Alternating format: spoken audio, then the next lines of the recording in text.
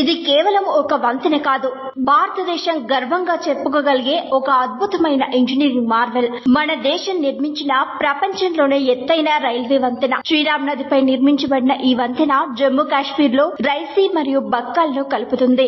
ఇది భారత్ కు సాంకేతికంగా ఒక గొప్ప పురోగతికి సంకేతం. ఈ వంతెన మొత్తం ఎత్తు 359 మీటర్లు. అంటే మనం నమ్మలేకపోవచ్చు, కానీ ఇది ప్యారిస్ లోని ఈఫిల్ టవర్ కంటే ఎత్తుగా ఉంటుంది. వంతెన మొత్తం పొడవు సుమారుగా 1315 మీటర్లు ఉంటుంది. అయితే మధ్యలోని ఆర్చ్ స్పాన్ 467 మీటర్ల దూరాన్ని కవర్ చేస్తుంది. ఇది కేవలం ఒక రైల్వే వంతెన మాత్రమే కాదు, భారతదేశపు ఆత్మవిశ్వాసానికి ప్రతిరూపం.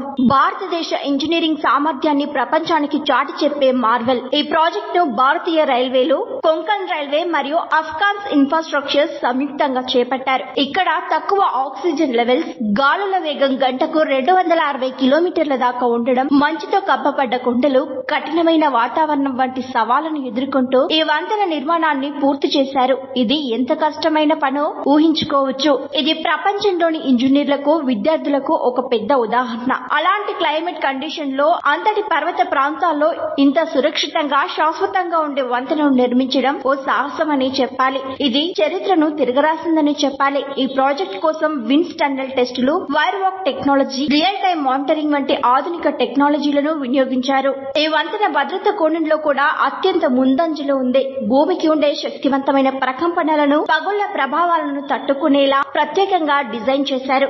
100 ఏళ్ల వరకు నిలబడేలా దీన్ని నిర్మించారు. ఈ వంతెనపై రైలు ప్రయాణం కేవలం ఒక ప్రయాణం కాదు, అది ఒక తీయని అనుభూతి. ఆ నదిని దాటుతూ వెళ్తూ ఉంటే ప్రకృతిలో మనము ఓ భాగమేనన్న తీయని భావన కలుగుతుంది. ప్రతి ఒక్కరూ ప్రకృతిలో మమేకమై పరవశించక తప్పదు.